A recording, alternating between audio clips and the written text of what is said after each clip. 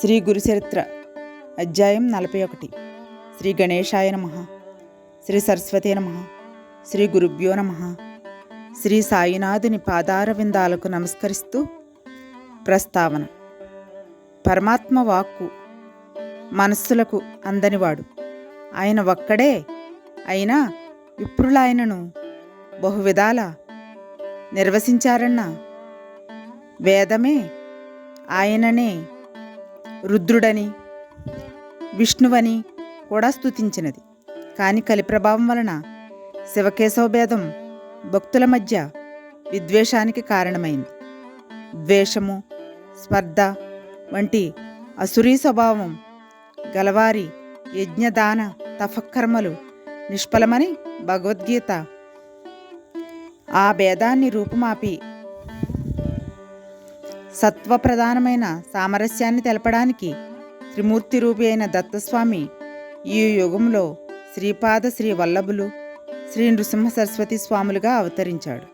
అందుకే శివపరమైన రుద్రాక్ష, భస్మము, కాశీ విశ్వనాథుల మహత్యం తెలిపిన శ్రీగురుడు విష్ణుపరమైన అశ్వద్ధ పూజ, అనంత పద్మనాభ వ్రతాల మహత్యం కూడా తెలిపారు.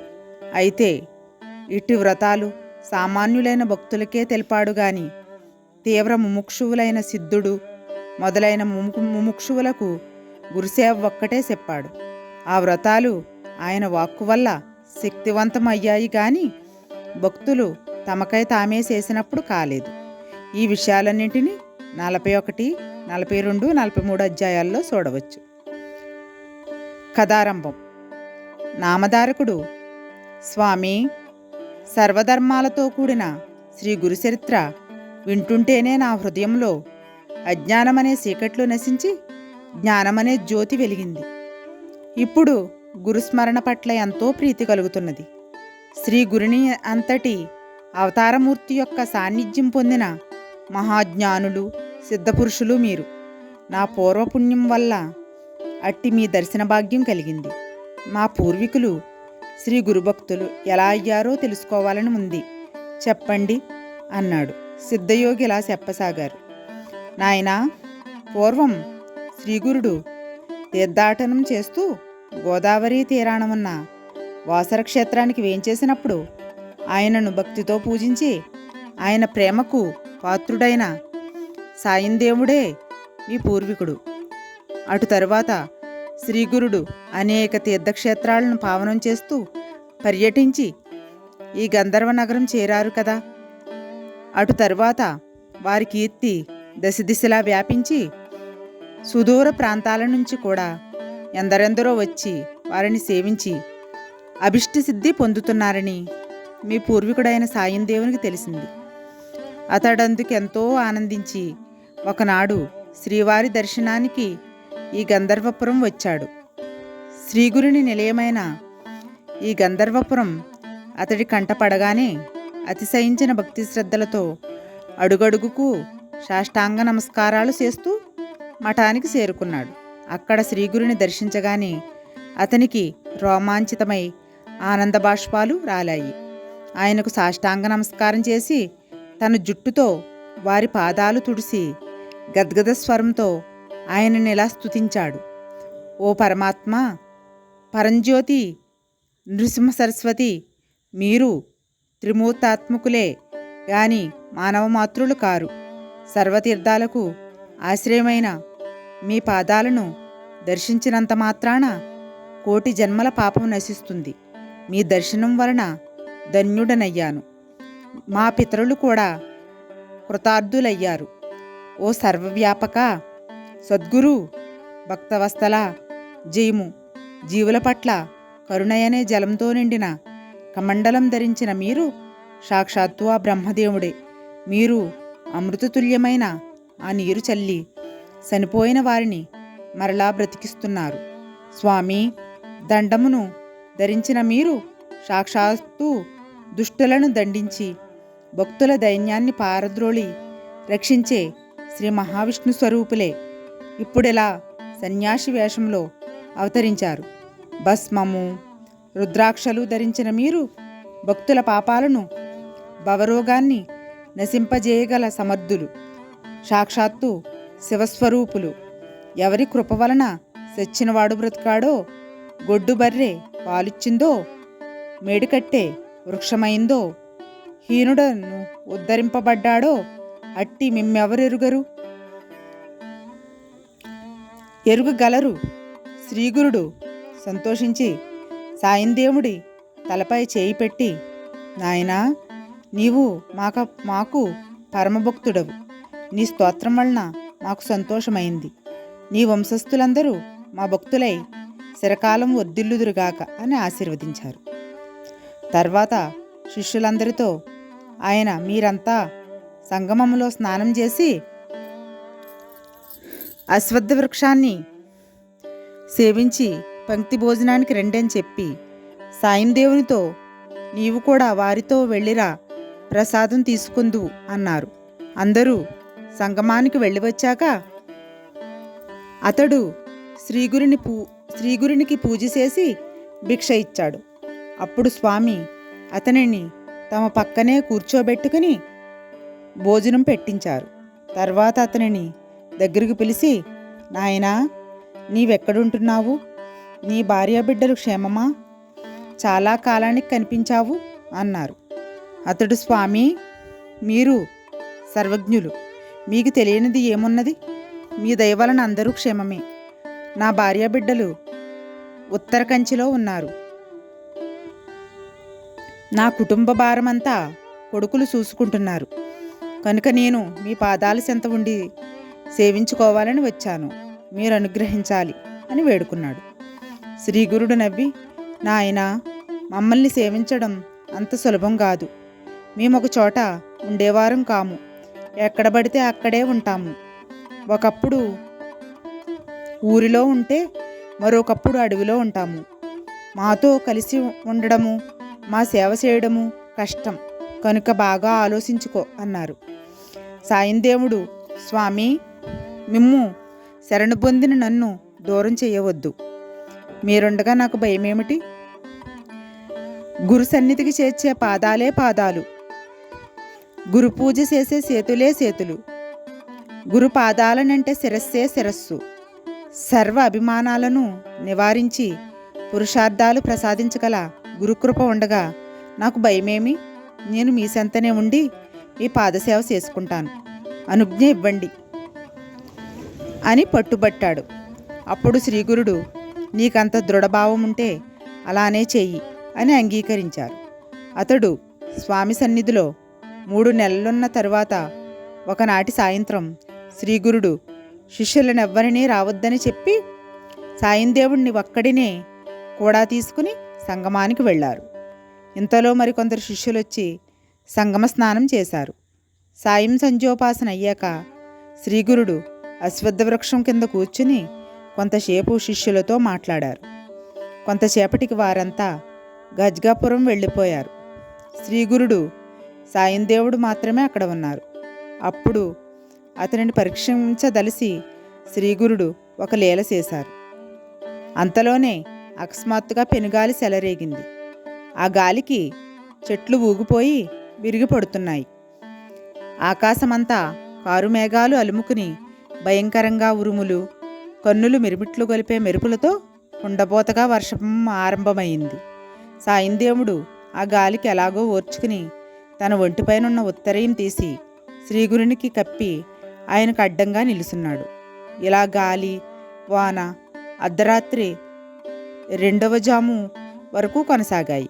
గాలి వాన కొంత నెమ్మదించగానే దుర్భరంగా చలిగాలి వేససాగింది. అప్పుడు శ్రీగురుడు, నాయనా, మమ్మల్ని చలి బాధిస్తున్నది, గ్రామానికి వెళ్ళి మఠం నుండి అగ్ని తీసుకురా అన్నారు. అతడు బయలుదేరుతుంటే అతనిని బాట అటూ ఇటూ చూడకుండా త్వరగా వెళ్ళి రమ్మని చెప్పారు.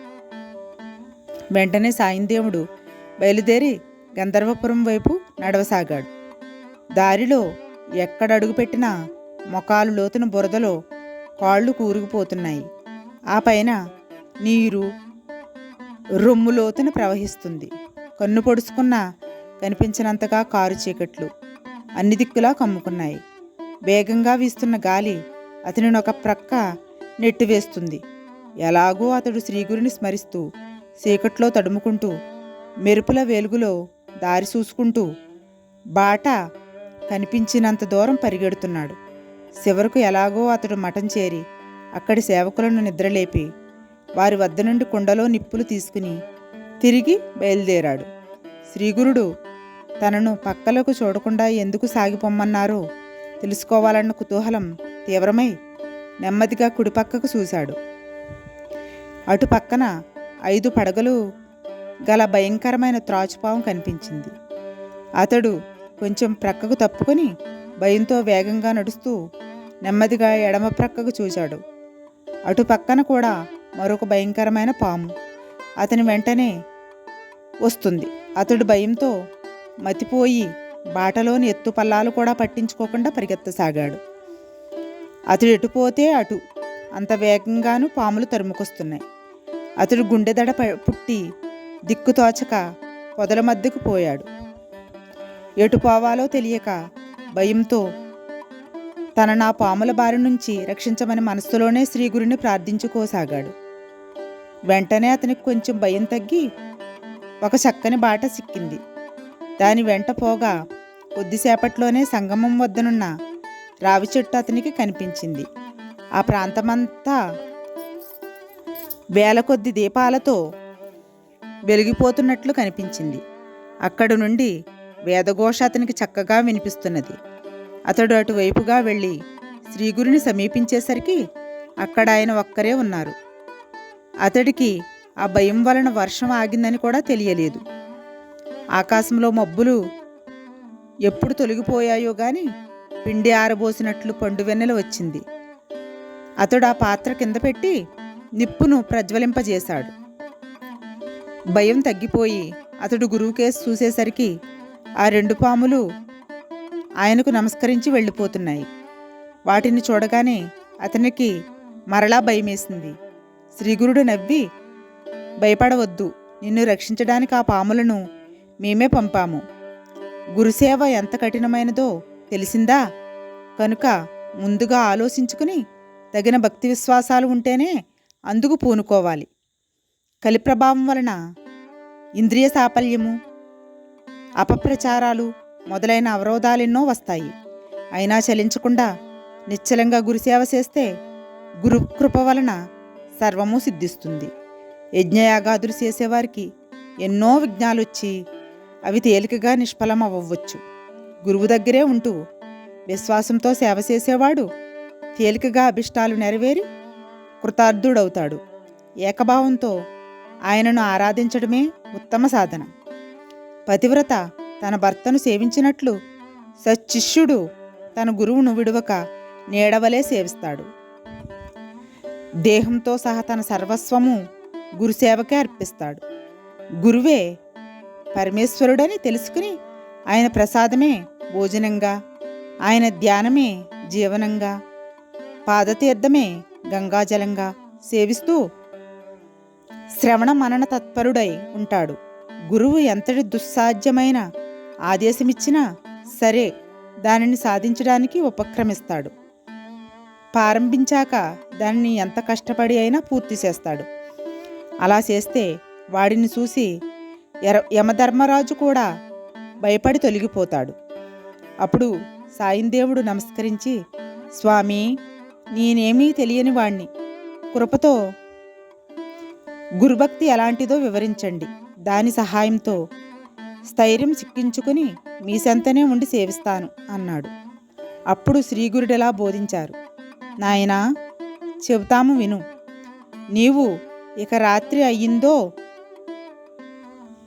బ్రహ్మీముహూర్తం అయ్యిందో అన్నది పట్టించుకోకుండా వినాలి. సత్కాలక్షేపం అవుతుంది. పూర్వం పార్వతీదేవికి పరమేశ్వరుడు బోధించిన గురుభక్తి తత్వం నీకు చెబుతాము. శివుడెలా చెప్పాడు. దేవి, గురువే ఈశ్వరుడన్న దృఢమైన విశ్వాసంతో ఆయనను సేవించడం వలన సర్వసిద్ధులు కలుగుతాయి. అట్టి ఫలితమే తపో అనుష్ఠానాదుల వలన చాలా కాలానికి గాని సిద్ధించదు. యథావిధిగా గురిని సేవించేవారికి యజ్ఞాది కర్మలు చేయని లోటు కలగదు. పూర్వం త్వష్ట అనే బ్రాహ్మణ బాలునికి 8వ సంవత్సరంలో ఉపనయనం చేసి వేదద్వయానికి గురువు వద్దకు పంపారు. ఆ బ్రహ్మచారి చక్కగా గురుసేవ చేస్తున్నాడు. ఒకసారి ఆ గురువు యొక్క కుటీరం శిథిలమై వర్షపు నీరు లోపలకు కురిసింది. గురువు త్వష్టను పిలిచి, నాయనా, ఈ కుటీరం ప్రతిసారి వర్షానికి పాడైపోతున్నది. ఇలా గాలి, వాన, అగ్నుల వలన నశించకుండా అన్ని వసతులు కలిగి ఉండే కుటీరం నాకు కావాలి అని చెప్పాడు. అప్పుడు గురుపత్ని, నాయనా, ఎవ్వరూ నేయనిది, కుట్టనిది, రంగురంగులది, సరిపోయేది అయినా రవిక నాకు తెచ్చిపెట్టాలి అన్నది. ఇంతలో గురుపుత్రుడు వచ్చి, అన్నా, నాకు మట్టి అంటనివి, నీటి మీద నడిపించగలవి, ఎప్పుడూ సరిపోయేవి అయిన పాదరక్షలు కావాలి అని చెప్పాడు. అప్పుడే చిన్న పాప అయిన గురుపుత్రిక కూడా వచ్చి, అన్నా, నా చెవులకు కుండలాలు, ఆడుకునేందుకు ఒక బొమ్మరిల్లు కావాలి అంది. అది ఒంటి స్తంభం కలిగి దంతంతో చేసినదై పగలెందుగా ఉండాలి. అది నా వెంట తీసుకెళ్ళడానికి వీలుగా ఉండాలి. అందులో అన్ని వసతులు ఉండాలి. దానిని నెట్టుకు వెళ్ళడానికి చక్రాలు ఉండాలి. దానిని మళ్ళీ ముడిసివేయడానికి వీలుండాలి. అందులో పీటా కుర్చీ ఉండాలి. ఆడుకోవడానికి మంచి వంట పాత్రలు మట్టివి కావాలి. నాకు అవే వంట నేర్పాలి. వాటిలోని వంట ఎంతసేపైనా చల్లారకూడదు. ఇతర వంట పరికరాలు కూడా కావాలి అని చెప్పింది. త్వష్ట అంగీకరించి అడిగి వెళుతూ అవన్నీ ఎలా సంపాదించాలా అని ఆలోచించాడు. చివరకు దిక్కుతోచక తన గురువునే ధ్యానించి తన మనస్సులోనే ఆయనను శరణు పొందాడు. అలా పోతుండగా అతనికి ఒక చోట ఒక అవధూత కనిపించి, నాయనా, నీవెవరు, ఇంత చిన్నవాడవు, ఈ ఘోరమైన అరణ్యంలో చింతాక్రాంతుడివై తిరుగుతున్నావేమి అన్నాడు. ఆయనను చూడగానే త్వష్టకు మనస్సు శాంతించింది. తన గురువే ఆ రూపంలో దర్శనమిచ్చినట్లు అనిపించింది. అతడు ఆయనకు నమస్కరించి, స్వామి, ఈ నిర్మానుష్యమైన అరణ్యంలో మిమ్మల్ని చూడగానే మీరు సాక్షాత్తు ఈశ్వరుడని నాకు తోచింది. మీ దర్శన మాత్రం చేతనే నా మనస్సు స్థిరపడి ఆనందం లభించింది అని తాను సాధించవలసిన కష్టతరమైన పనుల గురించి విన్నవించుకున్నాడు. అవధూత అతనిని ఆశీర్వదించి, నాయనా, అభిష్టాప్రదుడవై విశ్వేశ్వరుడు కాశీలో ఉండగా దుర్లభమేమున్నది? నీవు కాశీ వెళ్ళి విశ్వనాథుని పూజించు. ఆయన వరంతో బ్రహ్మాది దేవతలు కూడా ఎంతో మహిమను పొందారు. కేవలం గుక్కెడు పాలు కోరిన ఉపమన్యువుకు ఆయన సాక్షాత్తు ఆ పాల సముద్రాన్నే ప్రసాదించిన దయాళువు అని చెప్పాడు. గురుసేవ తప్ప వేరేమీ ఎరుగని త్వష్ట, స్వామి, కాశీక్షేత్రం ఎక్కడ ఉన్నది అని అడిగాడు. అప్పుడు ఆ మునిశ్రేష్ఠుడు, కాశీకి నిన్ను నేనే స్వయంగా తీసుకుపోతాను. నీ వలన నాకు కూడా విశ్వనాథుని దర్శనమవుతుంది అని చెప్పి తన లీల చేత అతనిని మనోవేగంతో కాశీకి తీసుకువెళ్ళాడు. శ్రీ దత్తాయ గురవే నమః. శ్రీ శ్రీ పాదశ్రీ వల్లభాయ నమః. శ్రీ నృసింహ సరస్వతే నమః. మళ్ళీ రేపు కలుద్దాం.